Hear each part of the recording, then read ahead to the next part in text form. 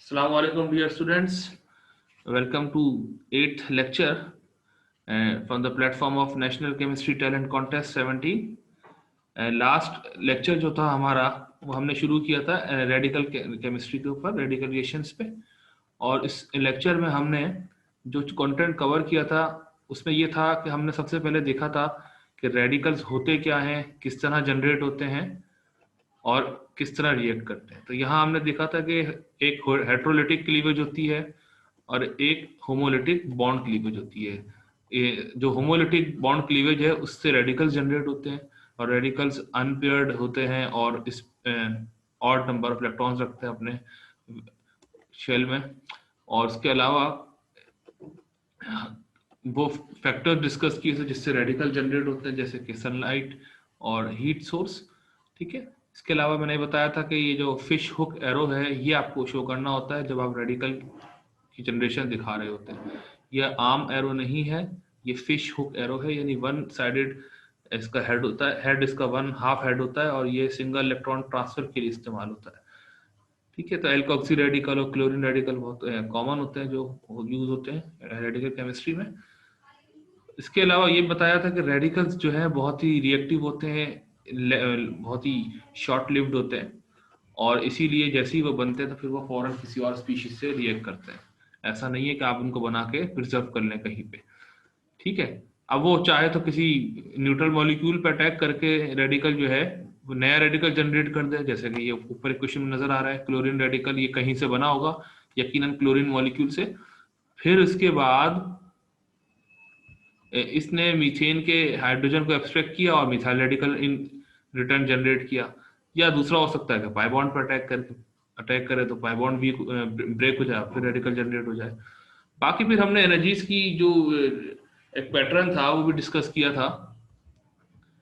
क्या मतलब कि किस तरीके से जो लार्जर साइज्ड एटम होते हैं वो ज़्यादा इजीली, जो लार्जर साइज एटम्स के दरमियान बॉन्ड होता है वो इजीली ब्रेक हो जाता है। इजीली से मेरा मतलब है कंपैरेटिवली इजीली, और इसीलिए यहाँ हमने कंपैरिजन किया था Cl बॉन्ड का और H बॉन्ड का। और यहाँ आपने देखा था कि Cl बॉन्ड सिर्फ 243 किलो जूल पे ब्रेक हो रहा था और H बॉन्ड 436 किलो जूल पे ब्रेक हो रहा था। ठीक है, और मैंने ये भी बताया था कि अगर बॉन्ड एनर्जी कम है ब्रेक करने की तो फिर जो रिजल्टिंग रेडिकल है वो रिएक्टिव होगा, स्टेबल कम होगा, यानी chlorine radical is more reactive than hydrogen radical. ठीक है, यहाँ पे ये बातें हुई थी। इसके अलावा ये I2 बॉन्ड जो था आयोडीन का, इसका ब्रेकेज डिस्कस किया था, होमोलिटिक ब्रेकेज ब्रोमीन का, क्लोरीन का और फ्लोरीन का डिस्कस किया था। हमने कहा था कि देखें किस तरीके से जब लार्जर एटम्स के दरमियान बॉन्ड होता है यानी आयोडीन आयोडीन के दरमियान, तो you need lesser energy, then you go upward, then you need somehow more energy to break. ठीक है, ये डिस्कस किया। फिर हमने यही चीज हेलोजन एसिड्स में डिस्कस की थी HiHbr के अंदर। और इसके बाद हमने कार्बन हेलोजन बॉन्ड भी डिस्कस किए थे, Ci CpR CCl CF bond etcetera. और मैं आपसे कल भी कह रहा था और आज भी कह रहा हूं कि you are not suppose to memorize the numerical values, but you must know the trend that which bond should be higher, should have higher energy to break and which bond should have lower energy to break। इससे आपको trend पता हो, बाकी numerical value ना पता हो it's okay. ठीक है ना, और ट्रेंड पता हो और उसकी जस्टिफिकेशन भी आपके पास हो कि वो ऐसा हो क्यों रहा है। हाँ, कुछ जगहों पर ट्रेंड भी शायद ओवरलैपिंग हो जाए और कुछ एक्सेप्शन भी आ जाती है, लेकिन बहरहाल जितना आप बेहतर परफॉर्म कर सके उतना अच्छा है। और हम भी जाहिर सी बात है आपको वहीं तक ही महदूद रखते हैं जहां तक कोई लॉजिकल पैटर्न या ट्रेंड बन रहा हो। ठीक है ना, या तो अगर कोई बहुत ही खास एक्सेप्शन आ रही हो और हम उसका रीजन आपको एक्सप्लेन करें तो अलग बात है, वरना यूजुअली ट्रेंड ही चल रहा होता है, हम वहीं तक आपको रिस्ट्रिक्ट रखेंगे। यहाँ पे ये भी डिस्कस किया था कि टर्शरी कार्बन जो सेंटर होता है, यानी ये सबसे नीचे वाला, ये जब किसी हेलोजन से बॉन्ड बनाता है तो वो थोड़ा सा वीकर होता है as compare to secondary carbon centre के। और ये रीजन जस्टिफाई भी किया था। इसका जवाब ये था कि ऐसा क्यों होता है, जो रिजल्टिंग रेडिकल होता है वो ज्यादा स्टेबल होता है। तो tertiary carbon radical is more stable then secondary carbon radical. ठीक है, यही वजह थी कि ये जो CCl नीचे वाला CCl है ये 349 पे ब्रेक हो रहा है, ऊपर वाला CCl 355 हो रहा है। यही पैटर्न ब्रोमीन के लिए भी था और यकीनन यही पैटर्न आयोडीन के लिए भी होगा। और फिर इनमें आपस में अगर आप कंपेयर करें, यानी कि इंटर हेलोजेंस के अंदर, यानी CCl bond versus CBr bond versus CI, वो हम पहले डिस्कस कर चुके हैं। CCl अगर ये देखें, सेंट्रल वैल्यू देखें 355 है, तो इसी के अगेंस्ट ब्रोमीन की 298, आयोडीन की और कम होगी। ठीक है, ये डिस्कस किया था। फिर यहाँ पर हमने ये डिस्कस किया था कि अगर वो कार्बन जो जिसपे रेडिकल बनता है ना, अगर वो कॉन्जुगेशन में इन्वॉल्व हो जाए, यानी वो डीलोकलाइज्ड हो जाए, उसके बराबर वाली कार्बन sp2 हाइब्रिडाइज्ड हो, जैसे कि ये कार्बन देखिए और से, ये जो पोजीशन है जिसपे C और H बॉन्ड बना है, यानी ये जो C है इसको एलाइलिक कार्बन कहते हैं, क्योंकि कार्बन कार्बन डबल बॉन्ड के साथ वाली कार्बन को एलाइलिक पोजीशन कहते हैं। तो ये जो एलाइलिक कार्बन CH बॉन्ड है ये वीकर है as compare to vinylic carbon CH bond, इसको विनाइलिक कार्बन कहते हैं। ठीक है, इसको विनाइलिक कार्बन कहते हैं। अच्छा, एलाइलिक कार्बन की एनर्जी कम इसलिए है कि जो एलाइल रेडिकल है, resulting allyl radical, that is more stable then vinyl radical. And why is it so? It is because the radical that resides here is in fact not the localized, rather it is delocalized। ये radical जो है यहाँ अपने adjacent carbon के साथ pi bond बना सकता है, उसको होमोलिटिकली क्लीव करके फिर एज अ रिजल्ट यहाँ रेडिकल आ जाएगा। तो ये कभी यहाँ रेडिकल होगा, कभी यहाँ होगा, तो ये डीलोकलाइज हो जाएगा, इसलिए ये स्टेबल हो जाएगा। स्टेबल हो जाएगा तो इसको तोड़ना, इसके CH बॉन्ड को तोड़ना निस्बतन आसान होगा। यही बात बेंजाइलिक के लिए भी वैलिड थी। और उसके बाद फिर हमने कहा था कि विनाइल वाले H में ये बात नहीं हो सकती है डीलोकलाइजेशन की, इसलिए वो हायर एनर्जी पे जा रहा है। यही बात बेंजीन के लिए है कि बेंजीन में जो CH बॉन्ड है वो स्ट्रांग होता है, तो इसलिए वो आसानी से होमोलिटिकली क्लीव नहीं होगा, वरना जो फिनाइल रेडिकल मिलेगा वो डीलोकलाइज नहीं होगा। अच्छा, ये और कंपैरिजन किया था कि देखिए सेकेंडरी कार्बन H बॉन्ड जो है वो 413 किलो जूल पे टूट रहा है, लेकिन प्राइमरी कार्बन H बॉन्ड जो है वो 423 किलो जूल पे टूट रहा है। That's because of the result stability of the resulting radical. ठीक है, ये भी फर्दर डिस्कस किया था, यही चीज दोबारा थी इस तरह से। रिलेटिव स्टेबिलिटीज भी डिस्कस हुई थी। कार्बन रेडिकल्स की tertiary carbon radical is more stable then secondary, which is in turn more stable than primary and super primary, and the reason was the positive inductive effect of the alkyl groups। ठीक है ना, यानी plus I effect of the alkyl groups. अच्छा, यही बात, यही trend कार्बोकैटाइंस के लिए भी होता है, क्योंकि कार्बोकैटाइंस में भी इलेक्ट्रॉन डेफिशिएंट सेंटर होता है और कार्बन रेडिकल में भी इलेक्ट्रॉन डेफिशिएंट सेंटर होता है। तो दोनों की एक ये दोनों इस बात में कॉमन है कि दोनों के पास अपने जो quota complete quota of electrons हैं वो नहीं होते हैं। They both want to acquire some electrons, so इसीलिए इन पे अगर इलेक्ट्रॉन डोनेटिंग कोई ग्रुप लगता है तो वो दे बिकम हैप्पी। और अगर उल्टा कोई विड्रॉइंग ग्रुप लगा दें, जैसे नाइट्रो ग्रुप लगा दें या कोई कार्बोनाइल ग्रुप, तो और मजीद अनस्टेबल हो जाते हैं। ठीक है। अच्छा, कार्ब एनाइन में ये जो ट्रेंड है वो रिवर्स हो जाता है, क्योंकि कार्बन एनाइन में कार्बन पे एक्सिस चार्ज होता है, एडिशनल चार्ज होता है। ठीक है, यानी कि जितना इलेक्ट्रॉन उसको होना चाहिए उससे ज्यादा हो जाते हैं, तो इसलिए वो अफोर्ड नहीं कर सकता कि स्पैप डोनेटिंग ग्रुप लगाए, तो इसलिए उसमें फिर प्राइमरी कार्बोनाइन ज्यादा स्टेबल होता है एज कंपेयर टू सेकेंडरी या टर्शियरी। ठीक है। अच्छा, फिर हमने ये रिएक्शंस ऑफ एल्केन्स पे शुरू किया था काम करना, और यहाँ मैंने पहले ही बताया था कि एल्केन फंक्शनल ग्रुप नहीं होता, इसलिए इसके बहुत ही लिमिटेड रिएक्शंस होते हैं, और वो भी रेडिकल रिएक्शंस होते हैं, रेडिकल हेलोजिनेशन, जो हम अभी डिस्कस करेंगे। और इसके अलावा कंबस्शन रिएक्शन तो होता ही होता है, आपको पता है, क्योंकि फ्यूल के तौर पर इस्तेमाल होता है जो एल्केन्स हैं, जैसे गैसोलीन है या ब्यूटेन गैस है और मुख्तलिफ ये एल्केन्स है।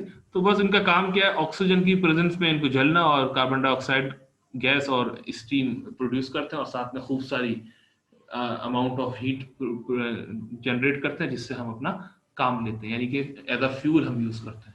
ठीक है। अच्छा, यही कहा था कि रेडिकल रिएक्शन के साथ एक मसला ये है, एक ट्रेजेडी ये है कि ये बड़े नीट, ये कंट्रोल नहीं होते, ये नीट रिएक्शन नहीं होते।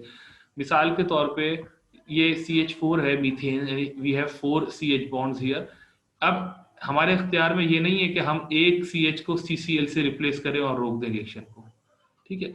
क्योंकि जब एक दफा रेडिकल जनरेट हुआ शुरू में इनिशिएशन स्टेप में क्लोरीन रेडिकल क्लोरीन मॉलिक्यूल से, तो वो रेडिकल जो, ये ऐसा नहीं है कि वो क्लोरीन रेडिकल ने इस मीथेन का H लेके HCl बनाया और ये मिथाइल रेडिकल मिला और बस उसने क्लोरीन दूसरे क्लोरीन रेडिकल के साथ पेयर कर लिया और वो वहीं रुक जाएगा। इसके बाद दूसरा CH बॉन्ड जो है ना वो और आसान हो जाएगा निकलना पहले के मुकाबले में। जैसे अगर ये CH बॉन्ड की एनर्जी कुछ भी है, मैं मिसाल दे रहा हूँ, समझे 400 है, ऐसी एज्यूम करें, तो इस वाले CH बॉन्ड की थोड़ी सी और कम हो जाएगी, 398 हो जाएगी, 397 हो जाएगी, ठीक है ना। यानी बहुत मैसिव डिफरेंस नहीं आएगा, लेकिन बहरहाल फर्क आ जाएगा। तो दूसरा निकलना तो और आसान हो जाएगा, और तीसरा निकलना और फिर आखिरी जो बच जाएगा ये वाला, वो तो फिर और आसान हो जाएगा। ये इसलिए ऐसा हो रहा है कि ये जो आप हेलोजन इस पे ऐड होते जा रहे हैं, पहले 1 फिर 2 फिर 3, ये चूंकि इंडक्टिवली इलेक्ट्रॉन पुल करते हैं अपनी तरफ, क्योंकि इनकी इलेक्ट्रोनेगेटिविटी होती है हेलोजेंस की, तो ये CCl बॉन्ड की जो लेंथ है उसको CCl बॉन्ड जो है यहाँ से इलेक्ट्रॉन डेंसिटी अपनी तरफ पुल करेंगे, जिसकी वजह से जो CH बॉन्ड है ना, इसकी लेंथ थोड़ी सी श्रिंक हो जाएगी, और आप इसकी पूरी कोशिश होगी कि ये H यहाँ से निकल जाए, और जैसे ही इसको मौका मिलेगा H को निकलने का किसी और रेडिकल से, तो फौरन निकल जाएगा। अच्छा खैर, सिलेक्टिविटी की बात की थी, मैं दोबारा बताऊं, कल काफी स्टूडेंट्स से मुझसे पूछा था, हमें सिलेक्टिविटी का कॉन्सेप्ट नहीं समझ में आ रहा, आज क्लियर करेंगे। देखिए, पहली बात तो ये याद रखें कि सिलेक्टिविटी एक टर्म है, और उसकी जो रिवर्स है वो अनसिलेक्टिविटी होगी। सिलेक्टिविटी से मतलब है कि कोई भी जो रिएजेंट है वो उसके सामने बहुत सारे ऑप्शन होते हैं, वो उनमें से किसी एक ऑप्शन की तरफ जाए जिसके साथ वो कंपैटिबल हो, तो आप उसको कहेंगे कि वो रिएजेंट सिलेक्टिव है। और अनसिलेक्टिव का मतलब है उसको जो पहले मिल जाए वो उस पर अटैक कर देगा और बस उसके साथ अपना बॉन्ड वगैरह बना लेगा, ये अनसिलेक्टिव कहते हैं इसको, ठीक है। आप रियल लाइफ एग्जाम्पल ले लें कि जैसे आप कपड़े खरीदने जाते हैं मॉल में, तो अगर आप सिलेक्टिव हैं, आपकी नेचर सिलेक्टिव है कपड़े खरीदने के मामले में, तो आप जाहिर सी बात है पहले एक शॉप जाएंगे, शर्ट्स देखेंगे अच्छी तरह, आप डिजाइन देखेंगे और साइज देखेंगे, हो सकता है प्राइस भी कंपेयर करें, ठीक है, फिर ट्रायल भी लेके देखेंगे, फिर मतलब काफी चूजी जैसे लोग होते हैं बाज, आप अच्छी तरह तसल्ली करेंगे, बल्कि एक दो दोस्त भी आप अपने साथ लेके जाते हैं, अमूमन अकेले नहीं करते शॉपिंग, उनसे भी आइडिया लेंगे, वो बोलेंगे यार यूं अच्छी लग रही है ये वो, तो काफी को 2-3 घंटे बाद आप हाथ में 2-3 शर्ट पकड़ के ला रहे होंगे, because you are very selective, so you took a lot of time, but you are very much satisfied once you have purchase, कि ये मैंने जो चीज ली है 2 घंटे बाद, लेकिन ये है बेहतरीन, ठीक है।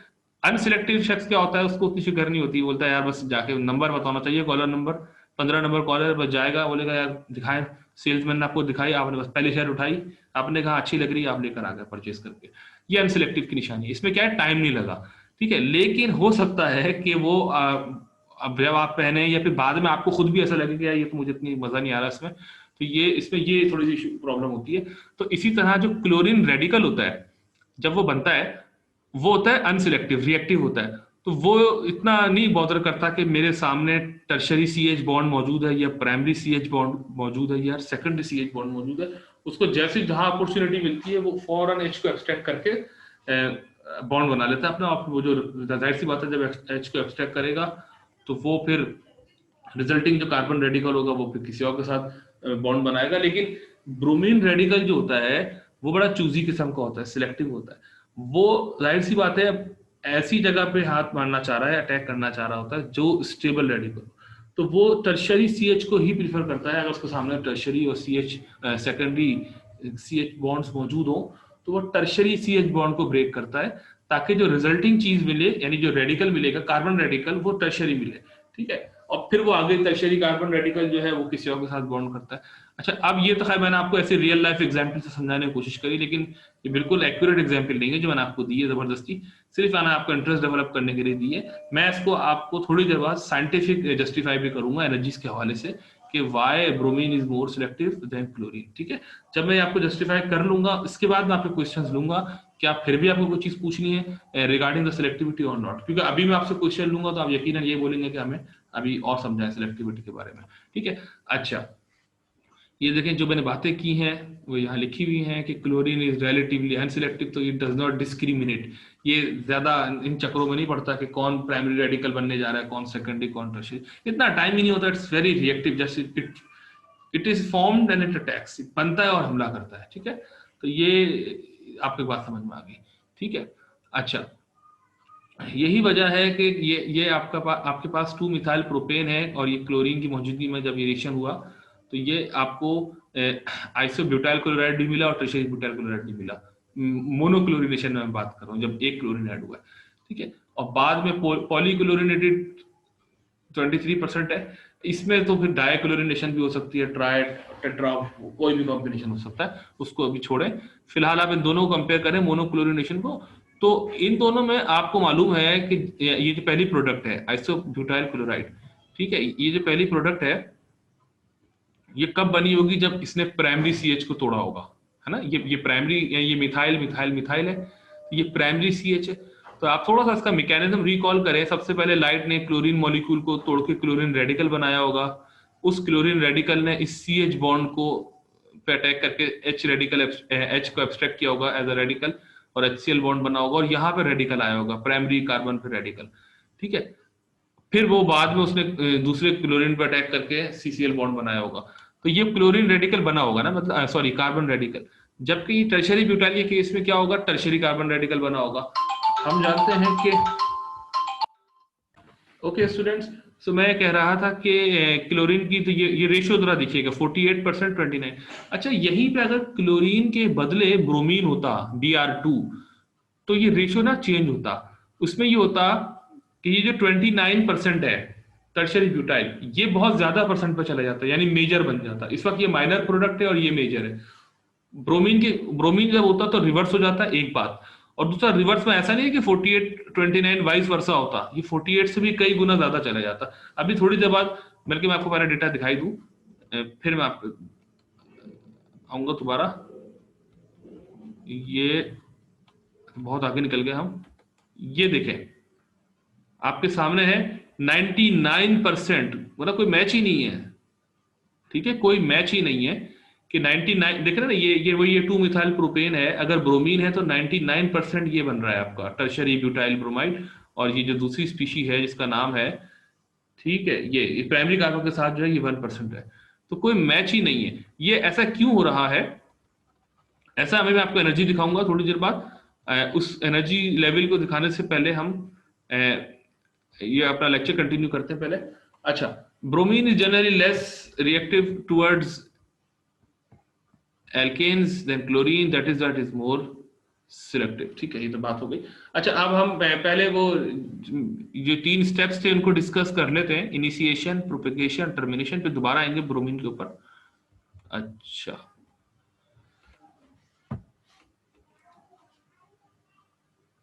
ये कल बात की थी कि भाई 3 स्टेप्स होते हैं, चेन इनिशिएशन, चेन प्रोपेगेशन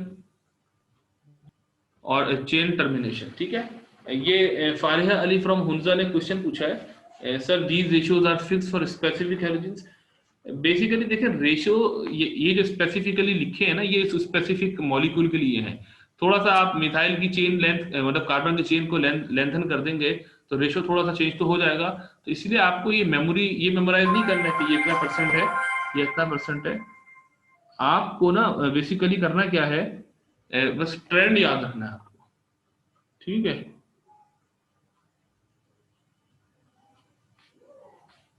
अच्छा,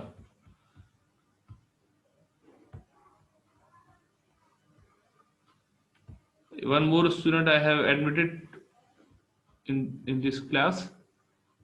Okay,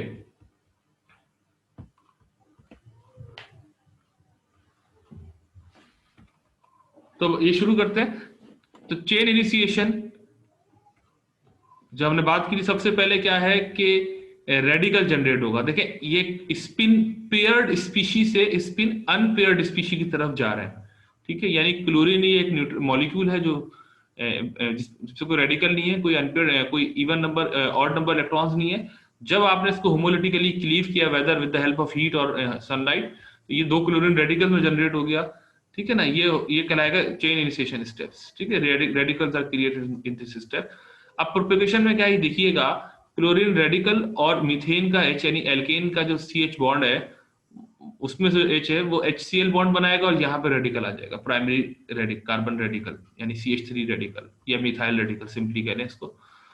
फिर मिथाइल रेडिकल ने क्लोरीन पे अटैक किया और मिथाइल क्लोराइड बनाया और फिर क्लोरीन रेडिकल बना लिया। अब यहाँ पे मैं दो बातें ऐड कर दूं, वरना तो बहुत ही ये डल और बोरिंग सा ये लेक्चर हो जाएगा।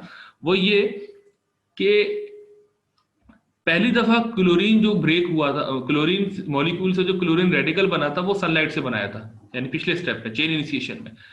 बस वो पहला ही काम था। इसके बाद अब क्लोरीन जो है ना, इसको तोड़ने के लिए मिथाइल रेडिकल आ रहा है, यानी मिथाइल रेडिकल इस क्लोरीन पर अटैक करके क्लोरीन रेडिकल बना रहा है। इसकी वजह यह है कि वहां पे उस वक्त हमारे पास कोई सोर्स ही नहीं थी रेडिकलाइज करने के लिए क्लोरीन मॉलिक्यूल को, सिवाय इसके कि आप उसको सनलाइट से होमोलिटिकली क्लीव करते। लेकिन चूंकि एक दफा काम शुरू हो गया ना, यानी एक दफा रेडिकल आपने बना दिया मेहनत करके सनलाइट से, उसके बाद फिर रेडिकल दूसरे रेडिकल से बन जाएगा, फिर तीसरे। जैसे आप कोई आपके पास बहुत सारे चीजें पड़ी हुई हैं, कागज हैं और कपड़े हैं, और आपने बस पहली दफा आपको माचिस जो है वो यूज करके आग लगानी होती है। आपने आग लगाई मैच बॉक्स, ठीक है, और उधर कागज के ऊपर फेंक दी, ये आपकी एफर्ट थी। उसके बाद जब इस कागज ने आग पकड़ ली तो फिर जो दूसरा कागज जलेगा वो पिछले कागज की आग से जल जाएगा। ऐसा होता है, ये तो रियल लाइफ में होता है। फिर तीसरा कागज, फिर चौथा, फिर चेन रिएक्शन है, फिर रुकेगा नहीं। आपने एक दफा आग लगाई थी, ये नहीं है कि आपने हर इंडिविजुअल कागज को माचिस दिखा दिखा के आग लगाई है या इंडिविजुअल कपड़े को।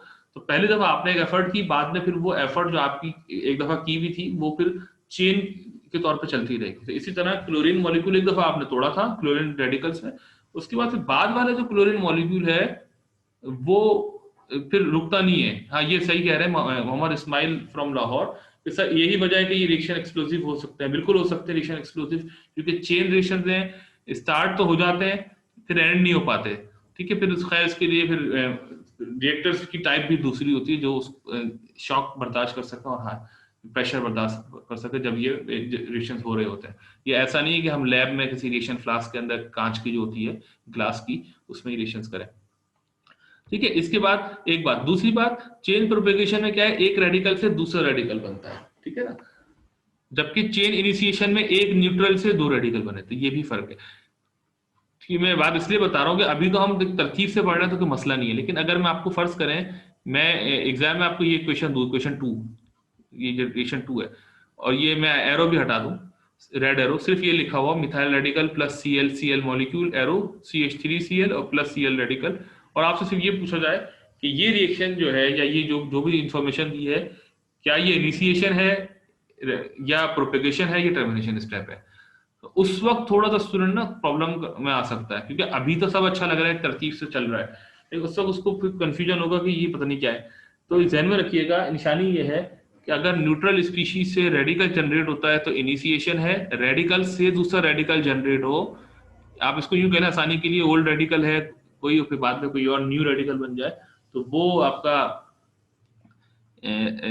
प्रोपेगेशन कहलाएगा। और अगर रेडिकल से radical plus radical is equal to neutral species कोई बन रही हो तो वो टर्मिनेशन कहलाएगा। ठीक है, ये स्टेप्स होते रहेंगे। मतलब आपने जो मिथाइल रेडिकल बनाया था वो उसने क्लोरीन लिया तो क्लोरोमीथेन बना, फिर नया क्लोरीन रेडिकल ने उस क्लोरोमीथेन के H एब्स्ट्रैक्ट किया, अब ये नया रेडिकल बना, इस नए रेडिकल ने इस क्लोरीन पे अटैक किया। तो ये देख रहे हैं आप, CH3 रेडिकल था पहले, फिर CH2Cl रेडिकल हुआ, फिर CHCl2 रेडिकल हुआ, ये देखें पूरा ये पूरी चेन मौजूद है, और चलते चलते आखिर में CCl3 रेडिकल बना, ये रहा 2C, और इसके साथ ही ये CCl4 न्यूट्रल मॉलिक्यूल बन गया और क्लोरीन रेडिकल बन गया। ये बारी बारी तमाम CH बॉन्ड्स ब्रेक हुए हैं मीथेन के, और तमाम हाइड्रोजन मीथेन के रिप्लेस हुए हैं क्लोरीन के साथ वाया द रेडिकल मैकेनिज्म। अच्छा, जब रेडिकल मैकेनिज्म की टर्म यूज करते हैं तो हम इस ध्यान में रखिएगा, फिर इसमें कोई प्लस या माइनस चार्ज नहीं दिखा रहे होते, क्योंकि ये जो एटम्स के ऊपर प्लस या माइनस चार्ज आते हैं जिसको हम कैटाइन या एनाइन कहते हैं, वो पोलर मैकेनिज्म में आते हैं, वो दूसरे टाइप के मैकेनिज्म होते हैं जिसको हम पोलर मैकेनिज्म कहते हैं।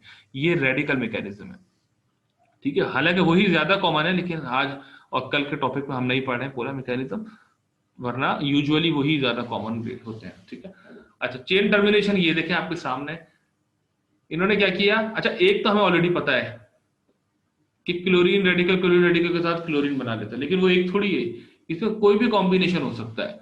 क्लोरीन रेडिकल और मिथाइल रेडिकल पेयर अप हो गए, क्लोरोमीथेन बन गया यानी मिथाइल क्लोराइड। इसी तरह मिथाइल रेडिकल और मिथाइल रेडिकल पेयर अप हो गया किसी स्टेज पे तो इथेन बन गया। अब ये देखें, यही थोड़ी गड़बड़ हो गई है। गड़बड़ ये हो गई है कि हम तो अच्छा वाला CH4 से कभी CH3Cl, कभी CH2Cl2, CHCl3 या CCl4 बना रहे थे, लेकिन हम हर दफा एक ही कार्बन तक महदूद थे। अब ये है कि ये 2 कार्बन की चेन बन गई, यानी एक मिथाइल रेडिकल जब बना होगा उसमें दूसरे मिथाइल रेडिकल अपने ही जैसे मिथाइल रेडिकल के साथ पेयर अप करके इथेन बना लिया। अब ये एक नई डोमेन खुल गई। क्यों नई डोमेन खुल गई? जिस तरह आपने मीथेन में हर एच को बारी बारी क्लोरीन से रिप्लेस किया है, ऐसे ही अब इथेन में भी हर एच बारी बारी क्लोरीन से रिप्लेस हो सकता है। तो हेक्साक्लोरो इथेन बन जाएगा, या उससे पहले पेंटाक्लोरो, उससे पहले ट्राइक्लोरो, टेट्राक्लोरो। तो वो भी एक कॉम्बिनेशन है। और ये कॉम्बिनेशन आपको अंदाजा हो गया होगा, जब ये इथेन बना है तो फिर इथाइल रेडिकल भी बनेगा, और अगर इथाइल रेडिकल बनेगा तो वो मिथाइल रेडिकल के साथ मिलकर फिर प्रोपेन भी बना लेगा, और फिर वही प्रोपेन बनेगा तो फिर नया काम शुरू हो जाएगा, तमाम क्लोरीनेशन आप दिखा सकते हैं। और फिर बात प्रोपेन पे भी नहीं रुकेगी, बात ब्यूटेन पे भी जा सकती है। तो आप समझ गए होंगे कि आपको पूरा दिन लग जाएगा, सुबह से रात तक आप रिएक्शन लिखते रहेंगे लिखते रहेंगे लिखते रहेंगे, आपका वक्त के लिए खत्म हो जाएगा, लेकिन ये रिएक्शन नहीं खत्म होंगे, क्योंकि इतने सारे कॉम्बिनेशन हो सकते हैं थ्योरेटिकली। तो इसीलिए ये कोई नीट रिएक्शन नहीं होते। चेन रिएक्शन ये शुरू आपने किए थे, खत्म जो है ये बहुत बाद में जाके होता है, जब उनके पास सारी जो कॉम्बिनेशन है या सारी जो आपने एल्केन की सोर्स यूज की है वो आप पूरी यूज कर लेते हैं, तो उस वक्त तक आप एक कॉम्प्लेक्स मिक्सचर हासिल कर चुके होते हैं, और वो फिर आपको यकीनन सिंथेटिक यूटिलिटी का काम का होता ही नहीं है। मतलब बना तो लिया आप, लेकिन आप करेंगे क्या उसका? ठीक है, ये सारे मसले हैं, मसाइल हैं क्लोरीन के साथ। अभी हम ब्रोमीन पढ़ेंगे तो जब नहीं होगा। ठीक है, तो अब यही कह रहे हैं कि ये जो मैंने बातें सारी बताई, ठीक है। अच्छा, अब हमारा एक थोड़ा सा हल है इन सारी बातों का ना, कि आपने मीथेन को बहुत एक्सेस में ले लें क्लोरीन के मुकाबले में, यानी CH4+Cl2 था, अगर आपने मीथेन को बहुत ज्यादा ले लिया, यानी कि रेशियो आपने ये एक स्टूडेंट ने क्वेश्चन पूछा है, मैं पहले इनको आंसर दे दूं। Do we add some particular inhibitor to get desired product? देखें, यही बात मैं कहने वाला हूँ। इरम नासिर ने क्वेश्चन पूछा है कि हम अगर कोई इनहिबिटर डालें, तो ये इनहिबिटर, इसका तरीका ये होता है कि आपने एक कंपोनेंट को बहुत एक्सेस में ले लिया, जैसे मीथेन को, तो फिर ऐसी सूरत में क्या होता है? ऐसी सूरत में ये होता है कि आपको मेनली या चीफली क्लोरोमीथेन मिलता है। ठीक है, ये जो रेड से लिखा हुआ है। और अगर आपने क्लोरीन को बहुत एक्सेस में ले लिया है तो आपको CCl4 मेनली मिलता है। लेकिन फिर ये लफ्ज मेनली लिखा है, कंप्लीटली नहीं ऐसा होता, एक बात। और दूसरी बात है कि ये क्लोरीन के साथ मसला तो है, लेकिन अगर आप ब्रोमीन यूज कर लें तो आपका मसला काफी हद तक और भी हल हो जाएगा, क्योंकि ब्रोमीन सिलेक्टिव होता है, क्लोरीन अनसिलेक्टिव होता है। ठीक है, तो अगर बहरहाल आपको क्लोरीन ही यूज करना है तो फिर आप मीथेन को, मीथेन जरूरी नहीं है तो मैं ऐसे लिखा है, इथेन भी हो सकता है, तो आप इसको कर सकते हैं। अच्छा, ये यही बात कि सिर्फ मीथेन के लिए थोड़ी रिएक्शन होता है, वो तो कोई भी अल्केन यूज हो सकता है। तो वही काम मीथेन के साथ दिखा दिया, जो हम इस पर टाइम नहीं जाया करेंगे अपना, लेकिन थोड़ा सा बता दूं, वही क्लोरीन रेडिकल बना और फिर उसने आपकी दफा इथेन के साथ अटैक करके इथाइल रेडिकल बनाया, और वगैरह वगैरह। ठीक है, ये इस तरह सारी चीजें। ये मैं आपको एक और ऐड करूं कि हम बुक्स में अमूमन मीथेन का रिएक्शन दिखाते हैं, हर ऑर्गेनिक केमिस्ट्री की बुक में मीथेन का ही रिएक्शन नजर आएगा आपको। फ्री रेडिकल क्लोरीनेशन की मैं बात कर रहा हूँ, लेकिन इथेन का भी जाहिर सी बात है उसी पैटर्न में होगा। तो मेरा एक्सपीरियंस है कि मैं कुछ स्टूडेंट को जब मीथेन की फ्री रेडिकल क्लोरीनेशन पढ़ाता हूँ, और बाद में हालांकि पढ़ाते हुए मैं बता भी रहा होता हूँ और कुछ एग्जाम्पल भी देता हूँ इथेन या प्रोपेन की, कि अगर इथेन हो तो क्या हो, प्रोपेन हो तो क्या हो। लेकिन जब एग्जाम में हम इथेन या प्रोपेन देते हैं तो वो कंफ्यूज हो जाते हैं, बोलते हैं सर आपने तो हमें मीथेन से पढ़ाया था, हमें मीथेन आता है। तो भाई जब मीथेन आता है तो फिर आपको इथेन या प्रोपेन भी आना चाहिए। हाँ, एक चीज हो सकती है, मीथेन चूंकि सबसे छोटा और पहला मेंबर होता है एल्केन का, तो उसमें टोटल 4 CH बॉन्ड होते हैं, इथेन में 6 हो जाते हैं, ठीक है ना, प्रोपेन के अंदर 8 हो जाते हैं, यानी कि जाहिर सी बात है कार्बन चेन बढ़ती है तो फिर नंबर ऑफ CH बॉन्ड्स बढ़ते हैं, और नंबर ऑफ CH बॉन्ड्स बढ़ेंगे तो फिर नंबर ऑफ रिएक्शंस भी बढ़ेंगे, नंबर ऑफ प्रोबेबिलिटीज भी बढ़ेंगी मिक्सचर बनने की। तो वो इसलिए फिर अगर हम हायर एल्केन का कोई रिएक्शन आपसे पूछते हैं ना, तो फिर हम कहीं ना कहीं आपको रिस्ट्रिक्ट रख के पूछ रहे होते हैं कि आप मिसाल के तौर पे किसी एक टर्मिनल वाली कार्बन की तमाम सब्स्टिट्यूशन दिखा दें या ओवरऑल ट्राई सब्स्टिट्यूशन दिखा दें इस तरह करके। ठीक है, ये Sibga Alam from FFMM, I don't know college का नाम शायद इनका FFCMM, ये लिखती हैं sir what if the molecule has both a double bond and a single bond, what is the probability that the radical will react with the single bond over the double bond?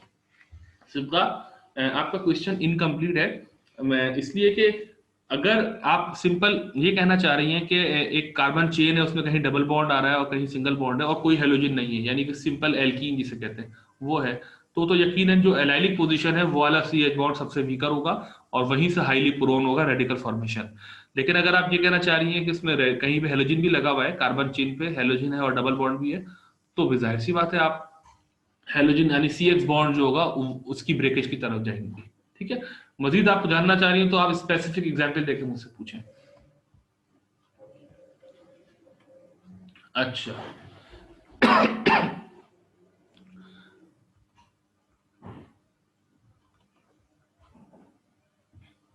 अच्छा, एक और बात लिखती हैं Faria Ali from Hunza, sir termination reaction will always yield symmetrical alkanes. नहीं नहीं फारिया अली, नहीं बिल्कुल नहीं।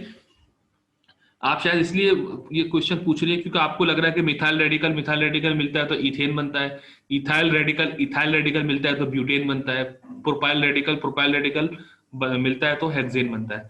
लेकिन जरूरी थोड़ी है कि इथाइल से ही पेयर अप करें, अगर इथाइल रेडिकल मिथाइल रेडिकल से कर लेगा तो फिर प्रोपेन बन जाएगा, और फिर वही बात कि अगर मिथाइल रेडिकल प्रोपाइल रेडिकल से कर लेगा तो फिर ब्यूटेन बन जाएगा। तो बहुत सारे कॉम्बिनेशन है, मतलब कोई ऐसा फिक्स नहीं है कि ये कोई भी एल्काइल जो है वो अपने ही जैसे एल्काइल के साथ पेयर अप होगा, वो किसी दूसरे साइज वाले कार्बन चेन के रेडिकल के साथ भी पेयर अप हो सकता है, और वो हेलोजन के साथ भी होता ही है, यानी हेलोजन रेडिकल के साथ, और फिर सब्स्टिट्यूटेड भी हो सकता है, जैसे मिथाइल रेडिकल पेयर अप हो किसी इथाइल रेडिकल से, लेकिन वो इथाइल के अंदर एक H और एक क्लोरीन लगा हुआ हो, यानी C2H5 ना हो, वो C2H4 हो। ठीक है, और C2H4Cl रेडिकल हो। ठीक है, अच्छा ये रिएक्शन मौजूद है आपके सामने स्क्रीन के ऊपर।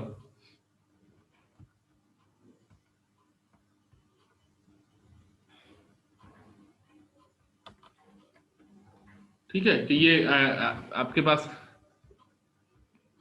क्लोरीन जो है पहले रिएक्शन के अंदर वो जाहिर सी बात है टर्मिनल भी कार्बन से बॉन्ड कर सकता है और सेंट्रल से भी कर सकता है, यानी दो पॉसिबिलिटीज है थ्योरेटिकली, और दोनों अवेल करेगा। जबकि दूसरे में भी दो पॉसिबिलिटीज हैं दूसरे रिएक्शंस के अंदर। तीसरे में आप देख लें कितनी पॉसिबिलिटीज है, 4 है। 4 इसलिए कि एक यहाँ बॉन्ड कर ले, एक यहाँ कर ले, 2 हो गई, एक यहाँ कर ले 3, और एक यहाँ कर ले 4। यहाँ करता है तो वो यहाँ जैसी ही हो जाएगी। ठीक है, अच्छा एक क्वेश्चन मुझे याद है, मैंने देखा है ऐसा होता है आइको में नहीं, वैसे मैं जनरल ऑर्गेनिक केमिस्ट्री में बात कर रहा हूँ, वो आपसे ना स्टैटिस्टिकली एक जो कॉम्बिनेशन है ना वो उस पर बात करते हैं। मतलब जैसे मैं इसी की मिसाल दूं, ये आखिरी एग्जाम्पल की, ये 2 मिथाइल एक जैसे हैं जबकि ये मिथाइल अलग है ना, क्योंकि टोटल 4 है, या ये यहाँ पे 3 CH बॉन्ड है तो ये 3 पॉसिबिलिटीज है। ठीक है, यहाँ पे 2 है तो 2 पॉसिबिलिटीज है, यहाँ पे 6 है क्योंकि 3 ये 6, तो 3 2 6 और ये 1, तो ये आप लगा लें रेशो। इस तरह आप सबको ऐड करें 3 2 6 और 1 को, और फिर इंडिविजुअल मेंबर से डिवाइड करते हैं, 3 से कभी डिवाइड करें, कभी 2 से, कभी 1 से, कभी 6 से, और 3% निकाल लें। तो इस तरह हमें ये पता चल सकता है कि ये वाली प्रोडक्ट जो है, ये पहली वाली, ये सबसे ज्यादा प्रोबेबल है। ठीक है ना, स्टैटिस्टिकल पॉइंट ऑफ व्यू से, क्योंकि ये 6 CH में से जाहिर सी बात है इसके बनने के इम्कान ज्यादा होंगे, और सबसे कम इसकी वाली होगी क्योंकि इसमें सिर्फ एक ही CH है। तो एक ऐसा क्वेश्चन मैंने देखा है जिसमें स्टैटिस्टिकल रेशो से वो आपसे पूछ रहे होते हैं कि कौन मेजर है कौन माइनर है, या उसको फिर अरेंज कर दें। यानी जैसे मैं यही पूछ लूं कि ये जो 4 मोनोक्लोरिनेशंस आपको दिखाई गई हैं चारों अलग अलग कार्बन पे, इनको जरा थ्योरेटिकली बताया कौन सी ज्यादा प्रोबेबल है, कौन सी दूसरे नंबर पे, कौन सी तीसरे नंबर पे।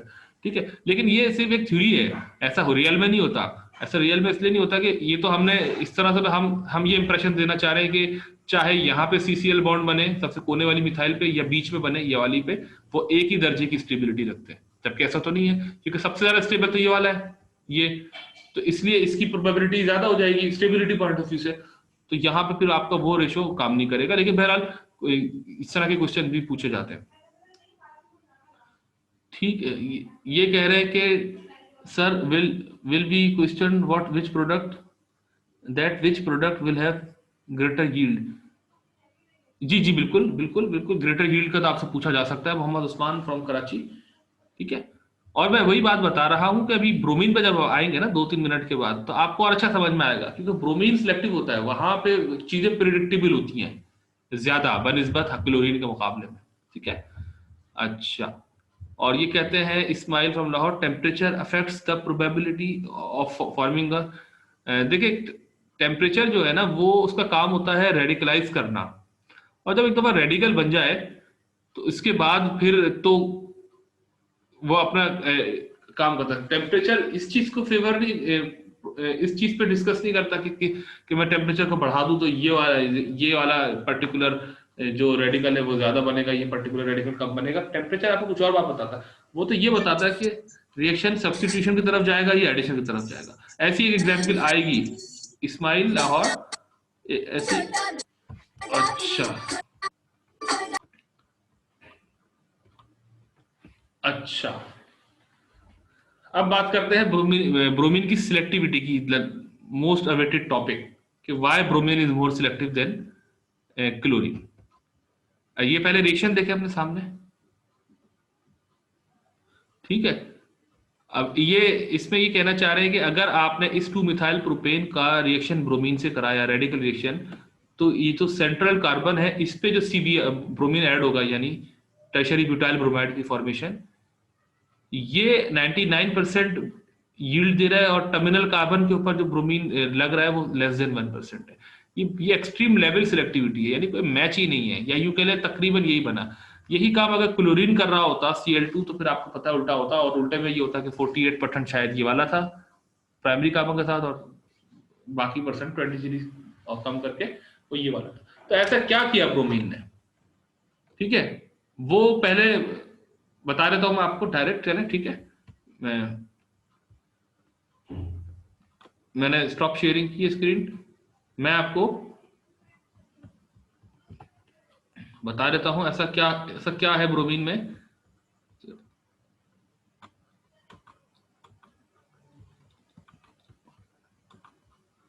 ये देखिए, ये मैं इस बुक से आपको रेफरेंस देता हूं इस बात का।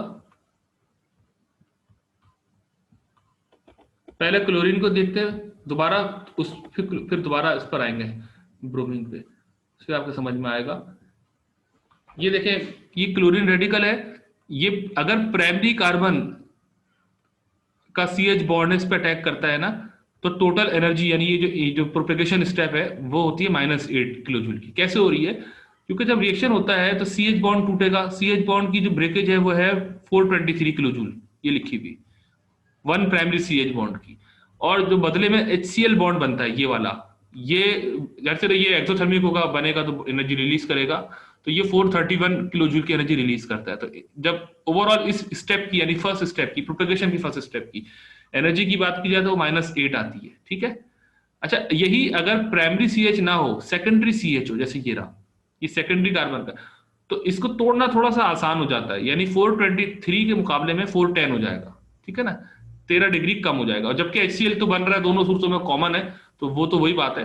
तो इस तरह ओवरऑल एनर्जी कितनी रिलीज होगी? 21।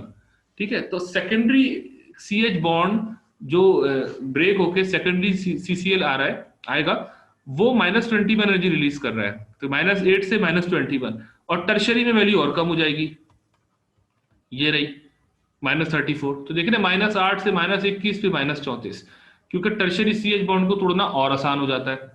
तो ये तो ट्रेंड कॉमन है, यानी तीनों बातों में, चाहे प्राइमरी CH टूटे क्लोरीन के हाथों, या सेकेंडरी CH टूटे, या टर्शरी क्लोरीन रेडिकल के हाथों, तो ये एक्सोथर्मिक रिएक्शंस होते हैं। पहला स्टेप जो है ना, -8 -21 -34। अब आते हैं ब्रोमीन के ऊपर। ब्रोमीन में ऐसा क्या हुआ, बताता हूं आपको। ये देखिए, ब्रोमीन अगर प्राइमरी CH को ब्रेक करता है तो वो एक्सोथर्मिक नहीं होता, वो एंडोथर्मिक ही होता है। कैसे? HBr बनेगा, वो तो ठीक है, -366 दे रहा है, वॉट। प्राइमरी CH टूटता है 423 के ऊपर, तो वो फिक्स बात थी। तो ओवरऑल कितना हुआ, +57 हुआ। ठीक है, वहां पे कितना हो रहा था, -8 हो रहा था, यहाँ पे कितना हो रहा है, +57, यानी वो एक्सोथर्मिक था, ये एंडोथर्मिक है। सेकेंडरी में भी यही है कि वहां पे एक्सोथर्मिक था, यहाँ पे एंडोथर्मिक है। ये पहला प्रोपेगेशन स्टेप, ठीक है, क्योंकि HBr बॉन्ड तो 366 एनर्जी रिलीज कर रहा है जब बन रहा है, तो अब सेकेंडरी CH को तोड़ने के लिए 397 की एनर्जी चाहिए। तो मकसद ये कहने का, ये आपको कोई मेमोरी वैल्यू याद नहीं रखनी है, आपको सिर्फ ये याद रखना है कि जो फर्स्ट प्रोपेगेशन स्टेप है, क्लोरीन के केस में वो एक्सोथर्मिक था, और ब्रोमीन के केस में क्या है, एंडोथर्मिक है। एंडोथर्मिक का मतलब है you have to give the energy. अब वापस इस पर आते हैं, ये इस बात पे अब पढ़ें। Bromination is slower than chlorination because क्यों, the first propagation step is more endothermic. Overall तो एक्सोथर्मिक है, वो तो 3 स्टेप्स की वजह से हो रहा है, तो चूंकि वो पहला स्टेप एंडोथर्मिक है, it means that requires energy to proceed, that is why this is more selective than chlorination. Chlorination इसलिए फास्ट थी, रैपिड थी या अनसिलेक्टिव थी कि वो फौरन हो जाती थी, क्योंकि एक्सोथर्मिक था, उसको एनर्जी देना नहीं, उल्टा मिलती थी ऐसा काम होने पर। जबकि ब्रोमिनेशन में आपको एनर्जी देना पड़ेगी, तो ये काम स्लो हो जाएगा, जिसकी वजह से इसकी सिलेक्टिविटी बढ़ जाती है। तो ये इसका जवाब है। अब ये ब्रैकेट में लिखा हुआ ओवरऑल रिएक्शन इज एक्सोथर्मिक, वो तो सेंस में लिखा है कि बहरहाल बाद में जब टर्मिनेशन वगैरह भी होगी, तो ये जो तीनों स्टेप्स मिला के जो जब कंप्लीट पैकेज बनेगा, वो तो नेगेटिव एनर्जी ही रिलीज करेगा। लेकिन इंडिविजुअली वो स्टेप जहां पे सेकेंडरी CH या प्राइमरी CH टूटता है ब्रोमीन रेडिकल के हाथों, तो वो स्टेप जो है एंडोथर्मिक होता है ब्रोमीन वाले केस में, और क्लोरीन वाले केस में वो भी एक्सोथर्मिक होता है। ठीक है भाई, ये इसका रीजन था। बाकी मैकेनिज्म वही है, ब्रोमीन रेडिकल पहले बनेगा, फिर H को एक्सट्रैक्ट करेगा, मिथाइल रेडिकल बनाएगा। ठीक है, मैं अजान का ब्रेक दे रहा हूँ आपको 2 मिनट के लिए, 3 मिनट के लिए। ओके स्टूडेंट्स, ठीक है,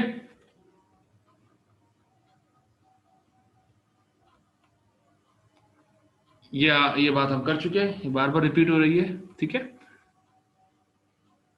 कि ये कंपैरिजन है कि ये जो 2 मिथाइल प्रोपेन है, जब इसकी ब्रोमिनेशन की गई, रेडिकल ब्रोमिनेशन, तो ये जो टर्शरी ब्यूटाइल ब्रोमाइड है, ये 99% या उससे भी ज्यादा है, जबकि टर्शरी ब्यूटाइल क्लोराइड माइनर बना है। ठीक है, ये देखिए रिवर्स हो रहा है, ये टर्शरी कार्बन पे हेलोजिनेशन मेजर प्रोडक्ट है, जबकि यहाँ पर टर्शरी कार्बन पे हेलोजिनेशन माइनर प्रोडक्ट है। ठीक है, तो ये रीजन हमने डिस्कस कर लिया, क्योंकि ब्रोमीन बहुत ज्यादा सिलेक्टिव है। अब थोड़ा सा डिफरेंट टॉपिक, बहुत देर से हम सिलेक्टिविटी खेल रहे थे, अब ज्योमेट्री खेलते हैं।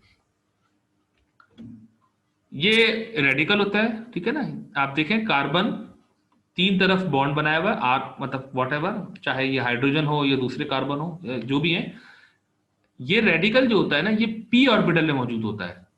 और p ऑर्बिटल का मतलब होता है ये परपेंडिकुलर होता है अपने जो ये बॉन्ड बनाया हुआ है, Cr बॉन्ड कह लें फिलहाल इसको, जब तक हमें नहीं पता कि आर है क्या, तो Cr बॉन्ड कह लेते हैं। तो इसके प्लेन से परपेंडिकुलर होता है, अनहाइब्रिड होता है, हाइब्रिडाइजेशन में हिस्सा नहीं लेता है। यानी इसका मतलब है अगर ये p अलग है, तो इसका मतलब है कार्बन क्या हुआ, sp2 हाइब्रिडाइज हुआ।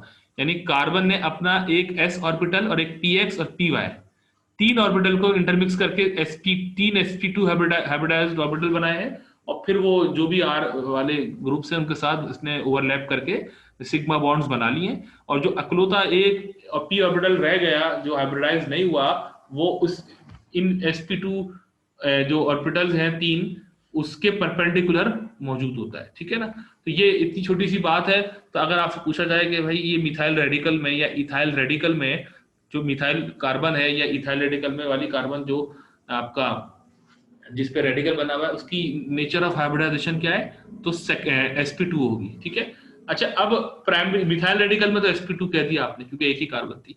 इथाइल रेडिकल में मैं आपसे पूछता हूं कार्बन की हाइब्रिडाइजेशन क्या है, तो इसमें ना आपको ये देखना पड़ेगा कि किस कार्बन की पूछ रहे हैं, मतलब जिस पे रेडिकल है उस कार्बन की पूछ रहे हैं, या कोने वाले मिथाइल की पूछ रहे हैं, CH3 की पूछ रहे हैं। जिस कार्बन पर रेडिकल होगा उसकी sp2 हाइब्रिडाइजेशन होगी, लेकिन जिस कार्बन पे रेडिकल नहीं है, जो टर्मिनल पे लगा हुआ है, उसकी sp3 होगी। ठीक है, यही बात प्रोपाइल के लिए भी हो जाएगी कि प्रोपाइल रेडिकल में जो 2 कार्बन थे कोने वाले जिन पे रेडिकल नहीं है, CH3 और CH2, वो sp2 होंगे, लेकिन जिस पे रेडिकल बना हुआ sp2 होगा। अच्छा, बात तो बेसिक्स ही है, क्योंकि वो अंडरस्टूड है कि कोई आपसे पूछता है कि प्रोपाइल रेडिकल में कार्बन की हाइब्रिडाइजेशन क्या है, तो यकीनन वो जो क्वेश्चन पूछ रहे हैं वो यही चाह रहे हैं कि आप उस कार्बन की बताइए जिस पर रेडिकल है। लेकिन बहरहाल ये ऐसे क्वेश्चन ट्रैप करने के लिए पूछे जाते हैं स्टूडेंट से। तो स्टूडेंट जो है वो उसको रटा हुआ होता है कि रेडिकल sp2 होता है, तो वो हर जगह बोलते, जरा आपसे कोई पूछता है इथाइल रेडिकल में कार्बन की क्या होती है हाइब्रिडाइजेशन, आपने कह दिया sp2 होती है, फिर जो इंटरव्यूअर है वो कागज पे आपका CH3 लिखे और सिंगल बॉन्ड CH2 के ऊपर डॉट लगाए और CH3 पर हाथ रख के बोल दे आपने तो sp2 बोला है इसको। समझ गए ना मेरी बात? तो आप क्लैरिफाई कर लीजिए पहले कि कौन से कार्बन की बात कर रहे हैं, जिसपे रेडिकल पेयरिंग है या जो कोने वाला है, ठीक है।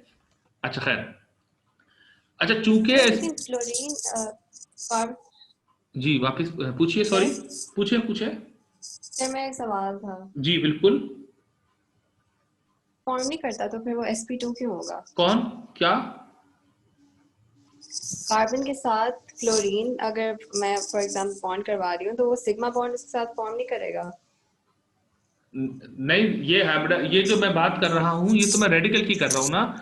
जब तक रेडिकल है, जैसे मिथाइल रेडिकल बना तो वो उस वक्त sp2 है, जी सर। लेकिन जब वो क्लोरीन रेडिकल के साथ पेयर अप कर जाएगा यानी क्लोरोमीथेन बन जाएगा CH3Cl, तो वो कार्बन दोबारा sp3 हो जाएगा, फिर sp2 थोड़ी रहेगा।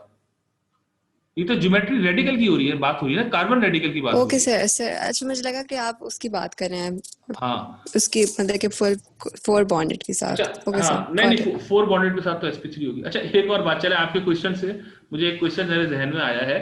यहाँ पे ऊपर हेडिंग हमने ज्योमेट्री ऑफ एल्काइल रेडिकल डाली है ना, यानी कार्बन कंटेनिंग है। अगर थोड़ा मतलब आपको ये बात याद हो जाए कि रेडिकल जो sp2 हाइब्रिडाइज होते हैं, तो कहीं ऐसा ना हो कि बहुत ज्यादा जल्दी में फ्लो में आपसे कोई पूछे क्लोरीन रेडिकल में क्या होती है ज्योमेट्री, क्लोरीन की ज्योमेट्री, आप बोलते हैं sp2 होती है। क्लोरीन रेडिकल की जो हाइब्रिडाइजेशन है, मेरी बात समझ में आ रही है आपके? क्लोरीन रेडिकल की हाइब्रिडाइजेशन sp2 तो मुमकिन ही नहीं है। वो तो एक ही इलेक्ट्रॉन है जो ऑर्बिटल में मौजूद है। तो ये है बहुत बेसिक सा क्वेश्चन, लेकिन फ्लो में कभी कभी जल्दबाजी में स्टूडेंट ना इसको इग्नोर कर देता है, उसको जहन से बात निकल जाती है कि ये जो ज्योमेट्री है या ये जो हाइब्रिडाइजेशन, ये तो कार्बन कंटेनिंग कंपाउंड की होती है ना। सीधा सीधा Cl डॉट लिखा हुआ है और आपसे पूछा जाए कि इसकी क्या हाइब्रिडाइजेशन है, तो आपको तो हैरान होना चाहिए कि भाई ये तो हो ही नहीं सकती इसकी हाइब्रिड, ये तो एक अकलौता एटम है, इसकी कहाँ से हाइब्रिडाइजेशन होगी। लेकिन कुछ स्टूडेंट होते हैं बेचारे जिनकी इतनी अच्छी अंडरस्टैंडिंग नहीं बन पाती और वो सिर्फ मेमोराइज कर लेते हैं कि रेडिकल जो है वो sp2 हाइब्रिडाइज होता है, तो वो उठा के क्लोरीन रेडिकल को भी sp2 बोल देते हैं, ठीक है, जबकि वो तो मतलब वैसी इलॉजिकल सी बात होती है। लेकिन मैं एक आपकी नॉलेज में इजाफा कर रहा हूँ कि क्लोरीन रेडिकल की कोई नहीं होगी हाइब्रिडाइजेशन। अच्छा प्लेनर होगा, इसकी ज्योमेट्री प्लेनर होगी, बिल्कुल होगी जैसे कार्बोकटाइन की होती है, ठीक है। अच्छा अब आते हैं एलाइलिक सब्स्टिट्यूशन के ऊपर। ये कह रहे हैं कि डायरेक्ट मैं दिखाता हूं, ये कार्बन डबल बॉन्ड कार्बन के साथ वाली कार्बन को एलाइलिक कार्बन कहते हैं, ठीक है, एलाइलिक पोजीशन कहते हैं जनरली। कार्बन है तो एलाइलिक कार्बन कहेंगे, और उस कार्बन पे जो हाइड्रोजन होंगे, यानी यहाँ पे 3 हाइड्रोजन होंगे, तो उन तीनों को हम एलाइलिक हाइड्रोजन कहेंगे। इसी तरह इस साइक्लोहेक्सीन के अंदर 2 एलाइलिक पोजीशन बन गई हैं और 2 H इधर है 2 H इधर है, ठीक है ना। तो ये पोजीशंस हो गए। अब इन्हीं पे अगर कोई ग्रुप लग जाए, यानी एलाइलिक हाइड्रोजन रिप्लेस होकर कोई और हेलो जैसे आ जाए, हेलो ग्रुप, हेलोजिन क्लोरीन या ब्रोमीन, तो फिर वो हम कहेंगे कि ये एलाइलिक क्लोरीनेशन हुई है, क्योंकि क्लोरीन आया है एलाइलिक पोजीशन पे, या फिर एलाइलिक ब्रोमिनेशन हुई है। तो ये थोड़ा सा उन्होंने नॉर्मल प्रेशर बताया एलाइलिक का, ठीक है। अब ये आपके सामने है, प्रोपीन है और हेलोजिन है और ये रिएक्शन होता है। अब देखिए टेम्परेचर की कोई स्टूडेंट मुझसे थोड़ी देर पहले बात कर रहे थे ना, ये टेम्परेचर से क्या होता है, प्रोबेबिलिटी का कुछ पूछ रहे थे। मैंने कहा था कि प्रोबेबिलिटी का नहीं होता टेम्परेचर से, लेकिन ये जरूर होता है। पहले आप इस रिएक्शन को देखें, ये हेलोजिन जो है ये एलाइल पोजीशन पे आ गया, एलाइलिक हेलोजिनेशन हो गई, यानी एक्स यहां आ गया, ठीक है। अच्छा यही रिएक्शन यानी यही प्रोपीन और यही हेलोजिन है, लेकिन टेम्परेचर मैं लो कर रखूं, ठीक है, हाई टेम्परेचर ना रखूं, लो रखूं, तो बजाय एलाइलिक हेलोजिनेशन होने के सीधी सीधी एडिशन रिएक्शन हो जाएगा, बेंजीन के सॉरी एल्कीन के दोनों कार्बन के अक्रॉस हेलोजन ऐड हो जाएगा, यानी X2 ऐड हो जाएगा, ठीक है। तो ये दूसरा नीचे वाला रिएक्शन जो है ये एडिशन है, ऊपर वाला सब्स्टिट्यूशन है। तो ये कौन सा कब होगा, ये चीज इस पर्टिकुलर केस में टेम्परेचर बताएगी। अगर आपने रिएक्शन का टेम्परेचर लोअर रखा है, रूम टेम्परेचर है, ठीक है, तो वो एडिशन होगी, ठीक है, सीधा सीधा X2 ऐड हो जाएगा। अच्छा, इसका फिर मैकेनिज्म कुछ और होगा जो हम आज नहीं, जब हम एल्कीन की केमिस्ट्री पढ़ेंगे जब डिस्कस करेंगे कि किस तरह पाई बॉन्ड अटैक करता है हेलोजन के ऊपर और एक 3 मेंबर्ड रिंग बनता है जिसको हम, ठीक है ना, ब्रोमोनियम आइन कहते हैं अगर ब्रोमीन होता है स्पेसिफिकली, या जनरली आप हेलोनियम आइन कह लें, ठीक है, वो हम उस वक्त डिस्कस करेंगे। फिलहाल हमारा टॉपिक तो एलाइलिक सब्स्टिट्यूशन है, तो हाई टेम्परेचर पे एलाइलिक सब्स्टिट्यूशन होती है। तो कोई स्टूडेंट मुझे बता सकता है कि ये हाई टेम्परेचर पे सब्स्टिट्यूशन क्यों हो रही है, ऐसा क्या खास फीचर आ रहा है हाई टेम्परेचर के ऊपर? सर हाई टेम्परेचर पे, सर हाई टेम्परेचर होगा तो सर रेडिकल बनेंगे ना, वरना सर रेडिकल नहीं बनेंगे। वेरी गुड, कितना आसान जबरदस्त जवाब आपने दिया, कंप्लीट आंसर है कि रेडिकल जनरेट करने के लिए आपको कुछ सोर्स चाहिए। वो सोर्स या तो सनलाइट होगी या टेम्परेचर होगा। सनलाइट तो यहाँ यूज नहीं करी है, तो आप टेम्परेचर तो आप देना सफिशिएंट कि वो बैरियर क्रॉस करे एक्टिवेशन एनर्जी और वो रेडिकलाइज तो होना। तो इसीलिए आप अगर टेम्परेचर हाई रखते हैं तो रेडिकल बनेगा, और अगर रेडिकल बनेगा तो रेडिकल बहुत रिएक्टिव होता है, फिर वो एलाइलिक एच को एब्स्ट्रैक्ट करेगा और पूरा मैकेनिज्म आपको पता है, और at the end allylic substitution हो जाएगी। जबकि टेम्परेचर अगर आप रेज नहीं करते हैं, या यूं कह लें कि आप रेडिकल बनाते ही नहीं है हेलोजन का, तो फिर दूसरा मोड ऑफ रिएक्शन होगा जिसको हम पोलर मैकेनिज्म कहते हैं। फिर ये पाई बॉन्ड जो है ये अटैक करेगा क्लोरीन पे या ब्रोमीन पे, व्हाटएवर इट इज, और फिर वो दूसरा रिएक्शन रूट के थ्रू जाएगा। तो टेम्परेचर का देख रहे हैं इन्फ्लुएंस यहाँ पे आ रहा है कि सब्स्टिट्यूशन रिएक्शन दिखाएगा या एडिशन दिखाएगा, लेकिन प्रोबेबिलिटी पे नहीं था, ठीक है। अच्छा, मैं थोड़ा रश करूंगा लेक्चर को।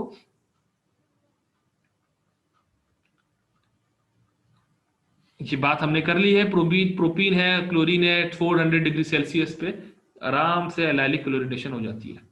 वही मैकेनिज्म देखिए, मैकेनिज्म हम कई दफा डिस्कस कर चुके हैं, तो मैं इसको पास कर रहा हूँ। क्लोरीन रेडिकलाइज हुआ, फिर इसने एब्स्ट्रैक्ट किया एलाइलिक CH, उसके बाद एलाइलिक रेडिकल बना। ये एलाइलिक रेडिकल स्टेबल है क्योंकि कॉन्जुगेशन में है।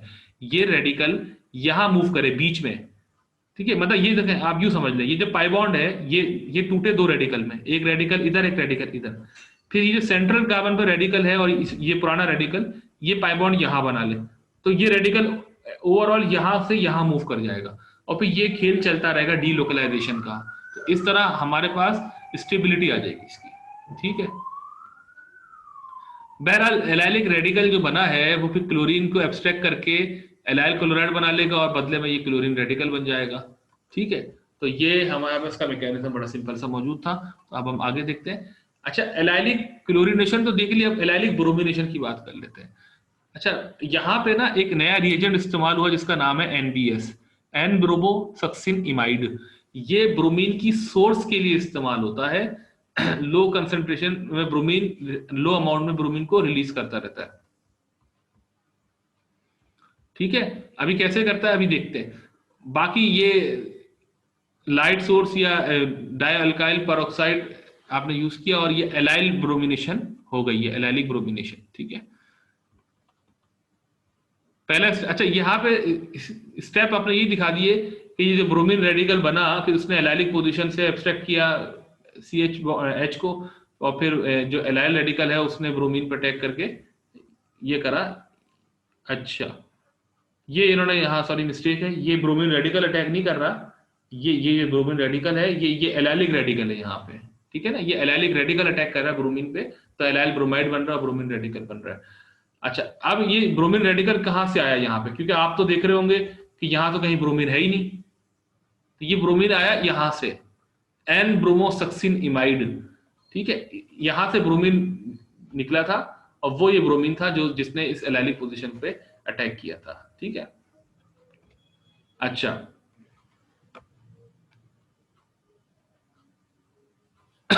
ये बात हम कर चुके हैं क्या कि एलाइल रेडिकल स्टेबल होता है विनाइल रेडिकल के मुकाबले में, क्योंकि एलाइल रेडिकल डीलोकलाइज्ड होता है, कॉन्जुगेशन में इन्वॉल्व होता है, जबकि विनाइल रेडिकल नहीं होता।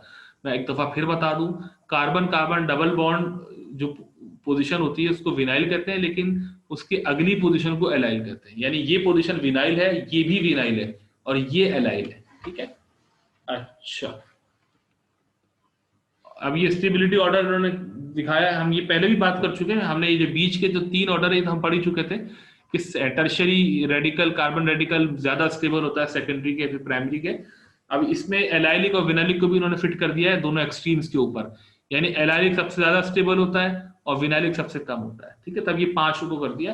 अब आपको रीजंस पता है 5 के, मैं फिर रिकॉल कर दूं। टर्शियरी में आपने कहा था कि ज्यादा इलेक्ट्रॉन डोनेटिंग ग्रुप लगे थे, यानी नेगेटिव इंडक्टिव इफेक्ट ऑफर कर रहे थे एल्काइल ग्रुप्स। सेकेंडरी में थोड़े कम, प्राइमरी में और कम थे। विनाइलिक में बेचारा वो वैसी sp2 कार्बन है, उसके ऊपर आपने रेडिकल बना दिया है, तो इसलिए सबसे लीस्ट स्टेबल हो जाएगा।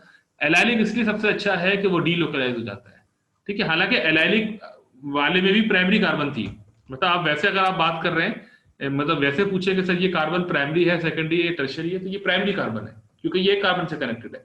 लेकिन ये खास किस्म की प्राइमरी कार्बन है जिसको एलाइलिक पोजीशन कार्बन कह रहे हैं इस वक्त, तो इसलिए इसकी जो स्टेबिलिटी है वो कई टाइम ज्यादा हो जाएगी as compare to primary, secondary, tertiary, ठीक है। ये रेजोनेंस हाइब्रिड है कि जिस तरह ये डीलोकलाइज्ड होते हैं रेडिकल एलाइलिक पोजीशन वाला, कभी इधर एक्सट्रीम राइट पे कभी एक्सट्रीम लेफ्ट पे, तो ये इसकी एक रेजोनेंस हाइब्रिड फॉर्म बनी हुई है, ठीक है ना। डॉटेड बॉन्ड्स का मतलब है कि ये टूट भी रहे और बन भी रहे, ठीक है। और ये बीच में आपने रेडिकल डॉट दिखा दिया। ये स्टेबिलिटी जो आपने टेबल वो उसमें दिखाया, टेबुलेशन में दिखाया था, उसका डेटा दिया हुआ है कि जितना लेसर हाइट होगी उतना स्टेबल होता है एलाइलिक रेडिकल, ठीक है ना।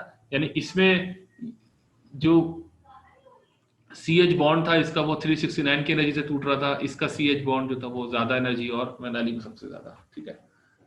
यही बात बेंजाइलिक के लिए भी होगी। अच्छा, बेंजाइलिक क्या होते हैं? ये होते हैं जिस तरह कार्बन एल्कीन के साथ वाली कार्बन को एलाइल कहा था, बेंजीन की साथ वाली कार्बन को बेंजाइलिक कहेंगे। अब आप समझ गए होंगे, अगर आप फर्ज कीजिए मैं यहां से इरेजर लेके ये सब मिटा दूं, इरेज कर दूं, सिर्फ इसको छोड़ दूं, तो ये एलाइलिक ही बन जाएगा। तो मतलब एलाइलिक का ही स्पेशल केस होता है बेंजाइलिक, कि वो जो एलाइलिक वाली कार्बन कार्बन डबल बॉन्ड है, अगर मैं उसको बेंजीन में मिक्स कर मर्ज कर दूं, तो फिर वो वाली कार्बन जो उसके साथ वाली है उसको हम बेंजाइलिक कहते हैं, ठीक है। तो ये कार्बन बेंजाइलिक कराएगी, तो इन पे जो हाइड्रोजन हैं वो बेंजाइलिक हाइड्रोजन कहलाएंगे, या इन पे जो ग्रुप आएगा उसको हम बेंजाइलिक पोजीशन पे सब्स्टिट्यूशन कहेंगे, ठीक है। तो आप जिस तरह किसी ओलिफिन या एल्कीन को NBS से ट्रीट कर रहे थे तो एलाइलिक पोजीशन पे ब्रोमीन आ रहा था जिसको हम एलाइलिक ब्रोमिनेशन कह रहे थे, इसी तरह अगर आप इस NBS को किसी मिथाइल बेंजीन, या जरूरी नहीं मिथाइल बेंजीन हो, इथाइल बेंजीन भी हो सकता है, कोई भी एल्काइल बेंजीन हो जिसके पास एटलीस्ट एक हाइड्रोजन मौजूद हो, बेंजाइलिक हाइड्रोजन, तो वो बेंजाइलिक हाइड्रोजन रिप्लेस हो जाएगा ब्रोमीन से और बेंजाइल ब्रोमिनेशन हो जाएगी, ठीक है ना। ये मिथाइल बेंजीन सबसे सिंपलेस्ट है, इसको टॉलिन कहते हैं, NBS की मौजूदगी में बेंजाइल ब्रोमाइड बनाएगा, बिल्कुल बनाएगा, ठीक है। और फिर वही बात कि चूंकि ये CH3 है तो ये मल्टी, यानी अगर क्लोरीन का केस हो, क्योंकि क्लोरीन जो है वो पॉलीक्लोरिनेशन कर देता है रिएक्टिव होने की वजह से, तो फिर आपके पास एक Cl, कभी 2 Cl, कभी 3 Cl भी आ सकते हैं, यानी बेंजाइल क्लोराइड तो बनेगा लेकिन रिएक्शन रुकेगा नहीं, डाइक्लोरोमिथाइल बेंजीन, ट्राइक्लोरोमिथाइल बेंजीन तक बात जा सकती है, ठीक है। अब ये कह रहे हैं कि अगर इथाइल बेंजीन हो, ये इथाइल बेंजीन है और इसमें देखें बेंजाइलिक पोजीशन यही है। अब यहाँ ही पे रेडिकल बनेगा, तो ये बना है। फास्ट में क्या है कि अगर आपने कहीं से रेडिकल लाए तो ये बेंजाइल पोजीशन पे रेडिकल बनेगा और ये आराम से आपका 1 हेलो 1 फिनाइल इथेन बन जाएगा, जिसको आप मेजर प्रोडक्ट कह रहे हैं। लेकिन एक हल्की सी प्रोबेबिलिटी ये भी है कि बेंजाइलिक नहीं, अगली पोजीशन इधर से CH ब्रेक हो जाए और फिर रेडिकल जो हेलोजन रेडिकल है वो यहाँ ज्वाइन हो जाए, लेकिन ये माइनर प्रोडक्ट हो जाएगी। क्यों? क्योंकि ये रेडिकल जो है ये लेस स्टेबल है, ये सीधा सीधा प्राइमरी रेडिकल है, जबकि ये रेडिकल बेंजाइलिक रेडिकल है। अच्छा, मुझे नॉलेज के लिए आपसे बात पूछ रहा हूं, क्या आप मुझे बाय द वे इस पोजीशन का नाम बता सकते हैं इसका, जिस तरह ये बेंजाइलिक पोजीशन है इसका खास नाम होता है, मैं इसलिए पूछ रहा हूं, क्या ख्याल है? Do you know the name of this particular position which is adjacent to benzylic? May I guess, sir? Yes, sure. Sir, it's I think so. Primary carbon. Sorry. It is primary carbon, but it has a special name as well.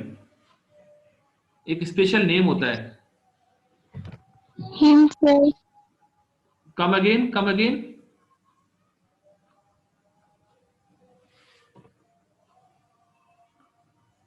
No idea. Anti-benzylic maybe. No, let me tell you. This is called homobenzylic. HOMO, होमो और फिर benzylic. ठीक है, तो benzene ring के साथ वाली carbon को benzylic कहते हैं, अगली कार्बन को होमो बेंजाइलिक कहते हैं. ठीक है, और यही बात फिर एलाइलिक के अंदर भी आती है. क्या मतलब, यहां पता चले कोई एग्जाम्पल है नहीं.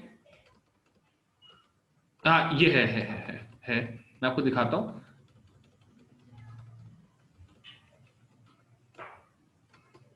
ये रही, ये वाली, इस पोजीशन को हमने एलाइलिक कहा था क्योंकि ओलेफिन के साथ वाली थी, एल्कीन के साथ वाली. तो इससे अगली कहलाएगी होमो एलाइलिक, HOMO, और फिर यही एलाइलिक. तो एलाइलिक होती है, फिर अगली होमो एलाइलिक होती है, इसी तरह बेंजाइलिक होती है, अगली होमो बेंजाइलिक होती है. तो ये 4 पोजीशन आपने सीखी.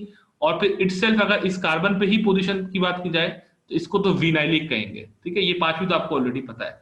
और इसी तरह बेंजीन की जो पोजीशन इटसेल्फ है, यानी जो बेंजीन रिंग का कार्बन है वाली पोजीशन, उसको हम क्या कहते हैं, फिनाइलिक पोजीशन.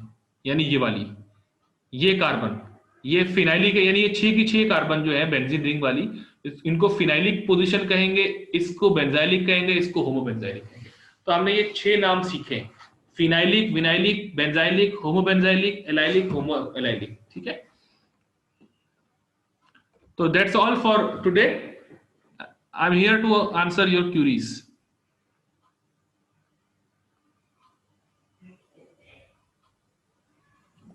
सर एक दफा विनाइलिक समझा देंगे फिर से, वो मुझे बिल्कुल बिल्कुल समझा देंगे.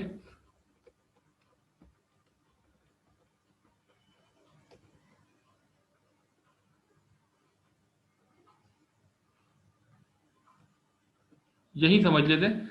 देखिए, मैं कह रहा हूं कि जब कार्बन कार्बन डबल बॉन्ड होता है, जिसको हम ओलिफिनिक बॉन्ड कहते हैं ना, जाहिर सी बात है डबल बॉन्ड 2 कार्बन के दरमियान बनता है, तो वो दोनों कार्बन विनाइलिक कार्बन कहलाती है. यानी ये वाली कार्बन भी विनाइलिक है और ये वाली कार्बन भी विनाइलिक है.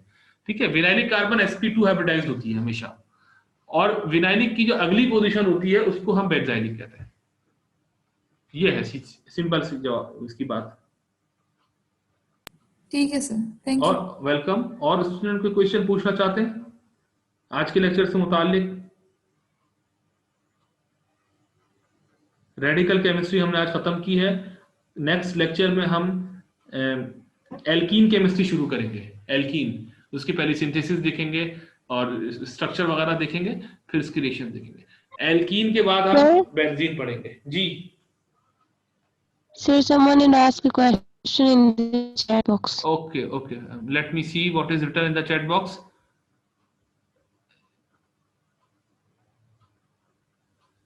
ओके, मैंने सॉरी चैट बॉक्स आपका दिखा ही नहीं था. तो बहुत सारे क्वेश्चंस आए हैं ये तो.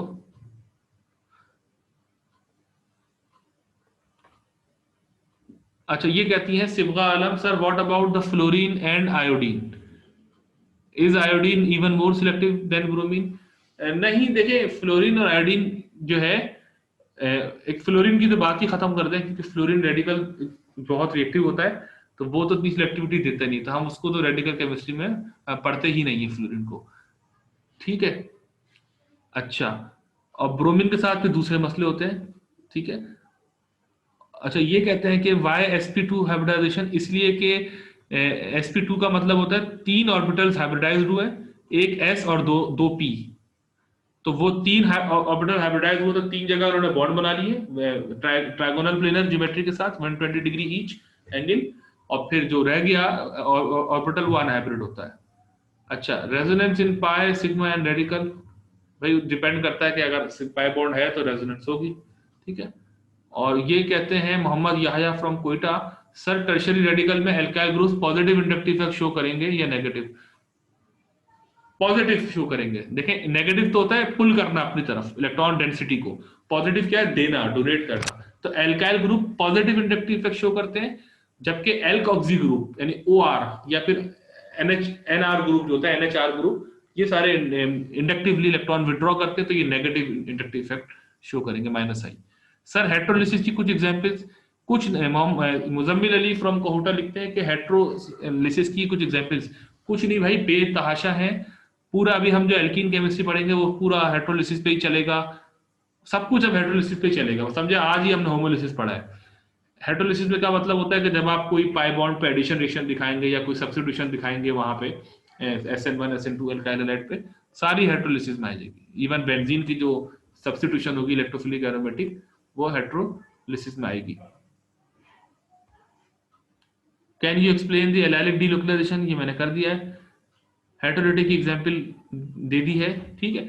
तो थैंक यू स्टूडेंट्स, इंशाल्लाह we will meet in the next lecture. अल्लाह हाफिज।